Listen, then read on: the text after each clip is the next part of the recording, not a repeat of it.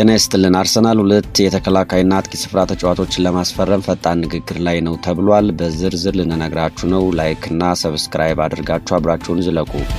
አርሰናል እንግሊዛዊውን የቀድሞ የሊቨርፑል ተከላካይ ጃረል ኳንሳን ከባየር ሊቨርኩሰን ለማስፈረም ንግግር ላይ ነው ተብሏል። መድፈኞቹ ብሩኖ ጊማሬሽን ካስፈረሙ በኋላ ሙሉ ትኩረታቸውን አዲስ ተከላካይ ወደ ማስፈረም ያዞሩ ይመስላሉ። እንግዲህ በተጨማሪም ለግራ ክንፍና የፊት መስመር ተጫዋች ፍለጋ ላይ ናቸው።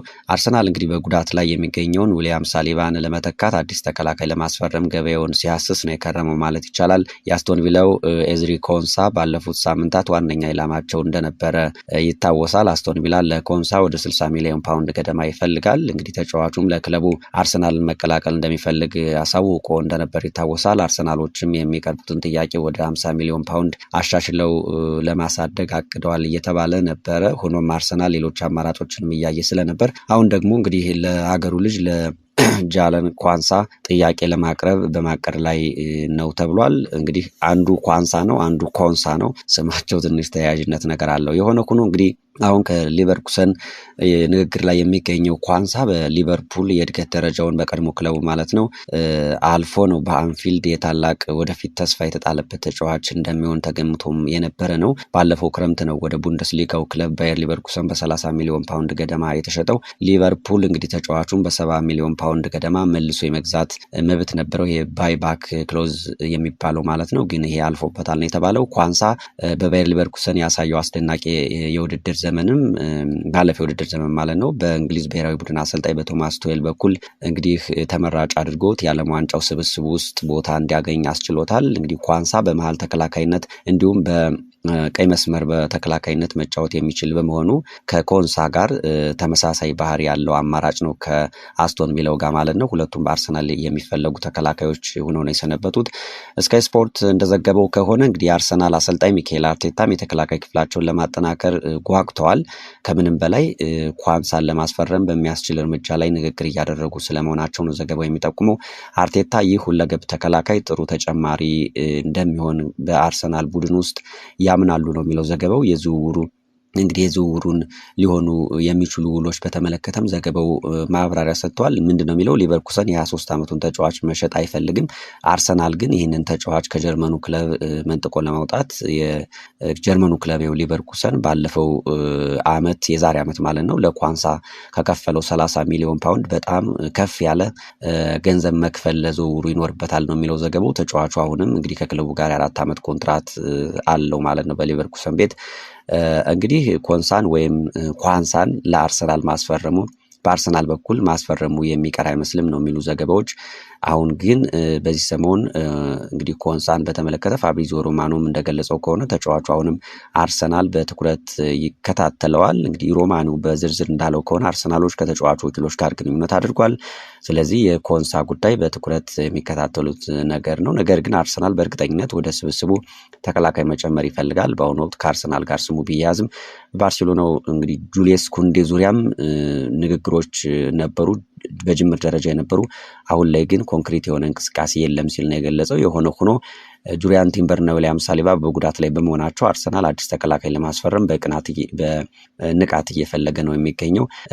አሁን ፊቱን ያዞረበት ጃረል ኳንሳም ቅድሚያ የተሰጠው ጉዳይ ስለመሆኑ ትልቅ ስፖርት ሚዲያዎች አሁን ዋና ዘገባው አድርገውታል ማለት ነው። ኳንሳ 3 ጨዋታዎችን ባደረገበት የመጀመሪያ ዓለም ዋንጫ ተሳትፎን በዘንድሮ ማለት ነው ከዚህ በኋላ የተራዘመ ረፍት ላይ ነበር። አሁን ወደ ባየር ሊቨርኩሰን ተመልሷል ማለት ነው። ባለፈው ክረምት እንግዲህ ያደገበትን ክለብ ሊቨርፑልን ለመልቀቅ ውሳኔ ካሳለፈ በኋላ በጀርመን በነበረው የመጀመሪያ ውድድር ዘመን 44 ጨዋታዎችን አድርጓል። ሊቨርኩሰን በ23 ዓመቱ ተጫዋች የቡንደስሊጋ ብቃትና አዲሱን አካባቢ በፍጥነት በመልመድ ባሳየው ብቃቱ ምክንያት ተጫዋቹን መሸጥ እንደሚፈልግ ይታሰባል ወይም ይታመናል ማለት ነው። ግን ኳንሳ ለምን ለአርሰናል ተስማሚ ይሆናል የሚሉ ሀሳቦች ይሰጣሉ። ዊሊያም ሳሊባ በጉዳት ላይ በመሆኑ አርሰናል በመሃል ተከላካይነት ቦታ ላይ ሽፋን ያስፈልገዋል። ነገር ግን በተከላካይ ክፍሉ ላይ ያለው ብቸኛው ክፍተት እሱ አይደለም። በእርግጥ የቀይ መስመር ተከላካይ ቦታም አሳሳቢ ነው ማለት ይቻላል። ምክንያቱም ጁሪያን ቲምበር እንግዲህ ከጉዳቱ ገና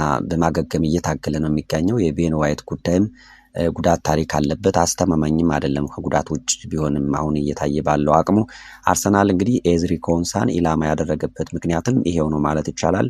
ጃረል ኳንሳም ኢላማ የሆነበት ምክንያት ይሄው ነው በተመሳሳይ። ሆኖም አስቶን ቪላ ለ28 ዓመቱ ተጫዋች የጠየቀው ዋጋ የተጋነነ ነው። በዚህ ምክንያት ነው ያልተስማሙት እንጂ አርሰናል ተጫዋቹን ፈልጎት ነበር።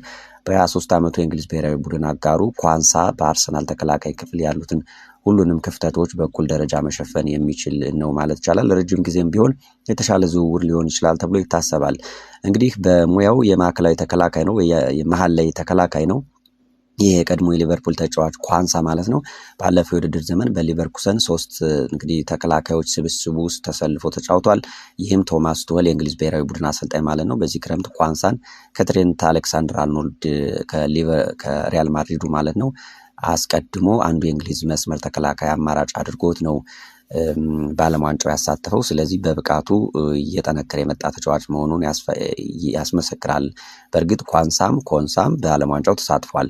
በሊቨርኩሰን የነበረው የኳስ ማቀበል እንግዲህ ካርታው ማፑ ሲታይ ኳንሳ ለጀርመኑ ክለብ ብዙ የመስመር ተከላካይ ቦታን ይዞ የመጫወት እድል አግኝቷል ማለት ይቻላል። ይህም ማለት ሳሊባ ሙሉ በሙሉ አገግሞ ከጋብሪኤል ጋር በማዕከላዊ ተከላካይነት መሰለፍ ሲጀምር ኳንሳ በሌላ ሚና ውስጥ ገብቶ ለመፎካከር ሰፊ እድል ይኖረዋል በቀጣይ ማለት ይቻላል ከፈረመ። ሆኖም አርቴታ ሌላኛው የቀድሞ ሊቨርኩሰን ተጫዋች ፔሮይን ካፔንም በመጠቀም በተክለሰውነታቸውም ተከላካይነት የሚያመዝኑ መስመር ተከላካዮችን በሱ ስልት ውስጥ መጠቀም እንደሚቻል ያሳያል ተብሎ ይታሰባል። ፔሮይን ካፔ ያው ከሊቨርኩሰን የመጣ ተጫዋች መሆኑ ይታወቃል። ጃረል ኳንሳ ለአርሰናል ብቁ ነው ወይ የሚሉ ሀሳቦች አሉ። እንግዲህ ይህ ተጫዋች አርሰናል የተከላካይ ክፍል ደረጃና ፍላጎት በከፍተኛ ደረጃ የሚያሟላ ድንቅ ተጫዋች ነው ተብሎ ይታመንበታል። እድሜው ገና 23 ነው።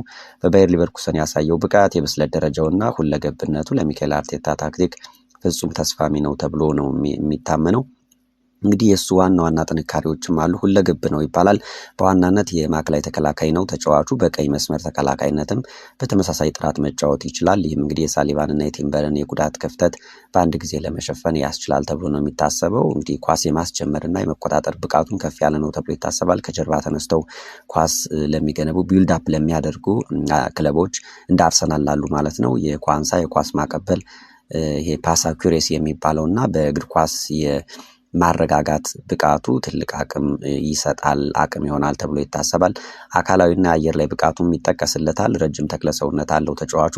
በዚህም እንግዲህ አየር ላይ ኳሶችና በአካላዊ ፍልሚያዎች ላይ ጠንካራ ሆኖ አሸናፊ ይሆናል ተብሎ ይታሰባል። የተከላካይ መስመር ተለዋዋጭነትም ቅድም እንዳልነው እንግዲህ በሊቨርኩሰን በ3 ተከላካይ ስብስብ ውስጥ ነው የሚጫወተው። አርቴታ እንግዲህ ተከላካዮቹን ወደ ውስጥ ኢንቨርትድ በማድረግ በሚጠቀምበት ስልት ውስጥም በቀላሉ እንዲላመድ ይረዳዋል ተብሎ ይታሰባል። በአጠቃላይ ኳንሳ በታላላቅ ሊጎችና በዓለም ዋንጫ ያካበተው ልምድ ወይም ያካበተው እንኳን ለማለት ይከብዳል፣ ግን ያለው ተሳትፎ ከእድሜው ጋር አንጻር ሲታይ ለአርሰናል የአጭር ጊዜ መፍትሄ ብቻ ሳይሆን ለረጅም ጊዜም አስተማማኝ ግዢ እንደሚሆን ጥርጥር የለውም። ሆኖም እንግዲህ ዝውውሩ እየበሰለ የሚሄድ ከሆነ እናየዋለን። ሌላው ናይጄሪያዊው የጋላታሳራይ አጥቂ ቪክተር ኦሲሜን በዚህ ክረምት አርሰናል መቀላቀል በጣም እንደሚፈልግ ተዘግቧል። መድፈኞቹም አጥቂውን ለማስፈረም ንግግር አድርገዋል ነው እየተባለ ያለው። ስካይ ስፖርትን ጨምሮ ብዙዎች እየዘገቡት ነው የሚገኘው። ተጫዋቹ ከዓመታት በፊት በ2023 ላይ በእንግሊዝ ፕሪሚየር ሊግ እንደምጫወት ህልም አለኝ፣ ያን ለማሳካት እየጣርኩ ነው ሲል መናገሩ ይታወሳል። እንግዲህ አሁን ላይ አርሰናል የሚገፋበት ከሆነ ተጫዋቹ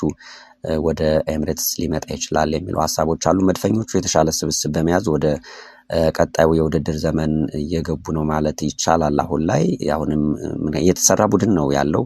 አንዳንድ እንዲሁ ጉዳትና ትንሽ የሚጠናከሩ ክፍሎችን ለማጠናከር ካልሆነ ማለት ነው። በዚህም እንግዲህ ለዝውውሩ እንግዲህ ጠንክረው እየሰሩ ነው። ተጨማሪ አጥቂ፣ የክንፍ ተጫዋች፣ መሀል ተከላካይ ሊያስፈርሙ እንደሚችሉ ነው አሁን ያሉ መረጃዎች የሚያሳዩት። በሌላ በኩል በጀት ለማሰባሰብ ተጫዋቾችንም ለመሸጥ እየሞከሩ ነው። በዚህ ሳምንት እንደተዘገበው ገብርኤል ማርቲኔሊና ኢታን ንዋኔሪ በቱርኩ ታላቅ ክለብ ጋላታሳራይ በኦስሜንም ማለት ነው ትኩረት ስበዋል። ጥያቄዎችም እየቀረቡ ነው። በተለይ ለማርቲኔሊ ጥያቄ አቅርበዋል ክለቡ በይፋ ለመግዛት በ38 ሚሊዮን ፓውንድ አካባቢ። ነገር ግን አሁን ካለው የገበያ ዋጋ አንጻር ይህ ያንሳል ለማርቲኔሊ እየተባለ ነው። አሁን ደግሞ ዘ ቴሌግራፍ እንደዘገበው ከሆነ በሁለቱ ክለቦች መካከል በተደረገው ድርድር ወቅት አርሰናሎች ኦሲሜን ለማስፈረም ነው ንግግር እያደረጉ መሆናቸው የተነገረው። አርሰናሎች የረጅም ጊዜ ኢላማቸው ነው ተብሏል ኦሲሜን ማስፈረም። እንግዲህ በሚቻልበት ሁኔታ ላይ ተወያይተዋልም የሚሉ ዘገባዎች በዝተዋል። ኦሲሚያን በአርሰናል እቅድ ውስጥ ከአትሌቲኮ ማድሪድ ጁሊያን አልቫሬዝ በታች ነው፣ ምንም ጥርጥር የለውም። ሆኖም የቀድሞውን የማንቸስተር ሲቲ ኮከብ አልቫሬዝም ማለት ነው ለማስፈረም የሚደረገው ጥረት እጅግ ፈታኝ እየሆነ መጥቷል። ወደ ጋላታሳራዩ ኮከብ የመዞር እርምጃ በአርሰናል በኩል የተወሰደውም ለዚሁ ይመስላል። ኦሲሜን እንግዲህ ላለፉት ጥቂት ዓመታት ወደ ፕሪሚየር ሊጉ ከሚደረጉ ዝውውሮች ጋር ስሙ በተደጋጋሚ ሲያያዝ ነው የቆየው። እድሜው 27 ደርሷል። የናይጄሪያዊ ተጫዋች በዓለም ላይ ካሉ ምርጥ አጥቂዎች አንዱ ነው ማለት ይቻላል። አቅሙ የሚያንስ አይደለም። ነገር ግን በምንም ይሁን በምን አርሰናልና ሌሎች የፕሪሚየር ሊግ ክለቦች ኦሲሜንን ለማስፈረም እስካሁን ሙሉ በሙሉ ወደፊት አልገፉም፣ በተለይ ባለፉት ጊዜያት ማለት ነው። ነገር ግን የዝውውር መረጃ አቅራቢ ኢንዲካይላ ባወጣው ዘገባ ከሆነ ተጫዋቹ መድፈኞቹን መቀላቀል አብዝቶ ይፈልጋል ነው የሚለው። በኤክስ ወይም በትዊተር ገጹ ላይ ልዩ መረጃ በሚል ነው ያጋራው። ቪክቶር ኦሲሜን ወደ አርሰናል ለመዛወር እጅግ ፍላጎት አለው። የተጫዋቹ የአሁኑ ሳምንታዊ ደመወዝ እንግዲህ ከ300,000 ፓውንድ በላይ እንደሆነ ተዘግቧል። አርሰናል አሁን ከፋይ እየሆነ ስለመጣ ይህ በዚህ ይቸገራል ተብሎ አይታሰብም። ኦሲሜን እንግዲህ ለአርሰናል ድንቅ ግዥ ይሆናል ተብሎ ይታሰባል። አርሰናልም ቪኒሲየስ ጁኒየር እና ሞርጋን ሮጀርስን ለማስፈረም ያደረገው ጥረት እንግዲህ እንዳልተሳካ ይታወቃል። አሁንም አዲስ የክንፍ ተጫዋች ማስፈረም የሚካኤል አርቴታ ስብስብ የበለጠ አስቸኳይ ቅድሚያ የሚሰጠው ጉዳይ ሆኖ ነው እየተንቀሳቀሱ የሚገኙት። ቪክቶር ኦሲሜን ለአርሰናል አጥቂ መስመር ይመጥናሉ የሚለው ሀሳብም ይነሳል። እንግዲህ ይህ ተጫዋች አርሰናልን አጥቂ መስመር ወደ ላቀ ደረጃ የማሸጋገርና የመሪነት ብቃት ያለው የዓለም ደረጃ ሊጠቀስ የሚችል አጥቂ ነው ተብሎ ይታሰባል። እድሜው ቅድም እንዳልነው 27 ነው።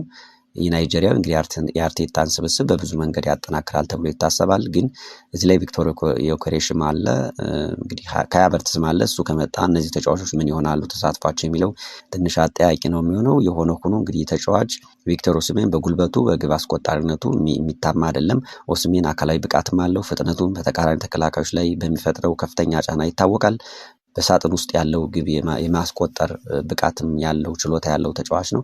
አርሰናል ደግሞ ባለፉት የውድድር ዘመናት ሲፈልገ የነበረውን ይህን ተፈጥሯዊ 9 ቁጥር ጎል የሚጨርስ እንደ ቪክቶር ኦሲሜን አይነት ተጫዋች ነው ተብሎ ይታሰባል። ቪክቶር ዮኬሬሽ እዚህ ላይ ትንሽ የመንደፋደፍ ነገር እያሳየ ነው።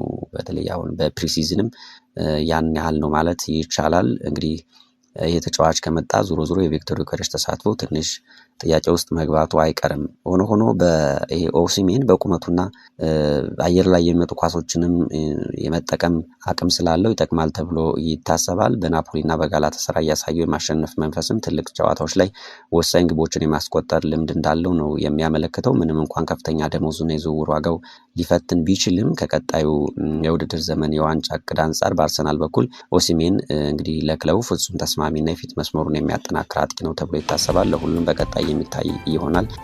መልካም ጊዜ